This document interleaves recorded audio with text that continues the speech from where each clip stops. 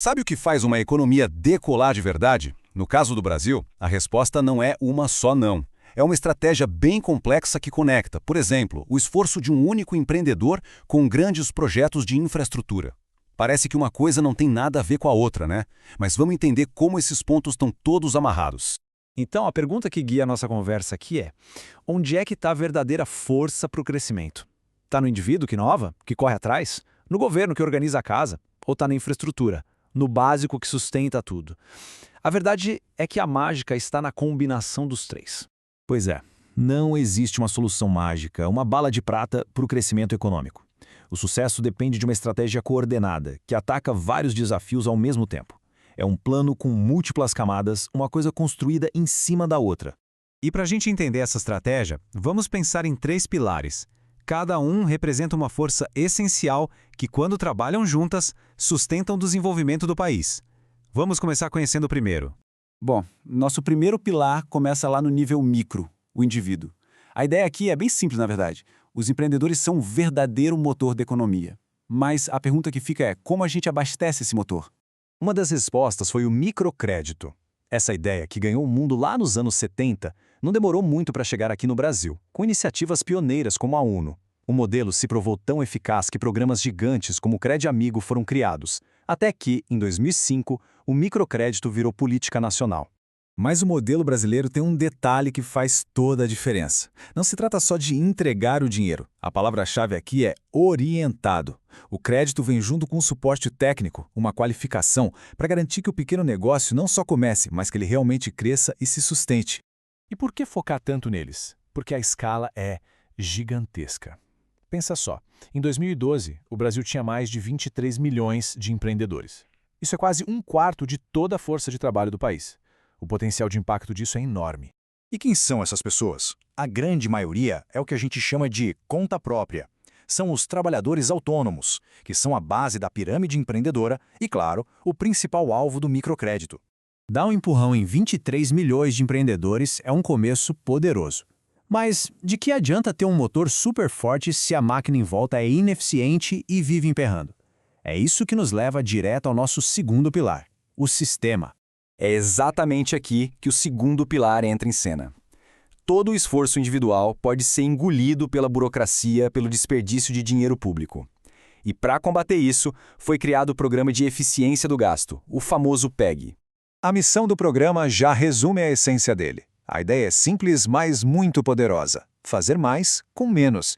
É otimizar cada real do dinheiro público para gerar o máximo de resultado para a sociedade. O contraste é gritante. De um lado, a gente tem o desperdício de recursos que poderiam estar transformando vidas. Do outro, um ciclo virtuoso. A economia gerada pela eficiência é reinvestida em serviços melhores para a população, como saúde e educação. Tá, mas como isso funciona na prática? É um processo bem estruturado.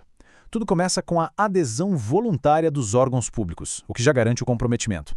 Depois, uma equipe interna é formada para liderar a mudança. Eles analisam os dados para achar onde o dinheiro está sendo mal usado. Com base nisso, criam um plano de ação com metas claras e, o mais importante, ficam monitorando os resultados o tempo todo para garantir que a economia aconteça de verdade. Então, ok, temos indivíduos motivados e um sistema que busca ser eficiente.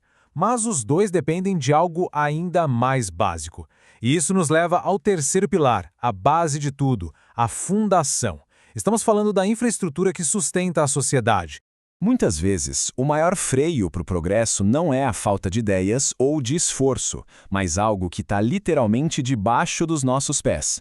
No Brasil, um dos exemplos mais claros disso é a falta de saneamento básico, um problema com custos econômicos gigantescos.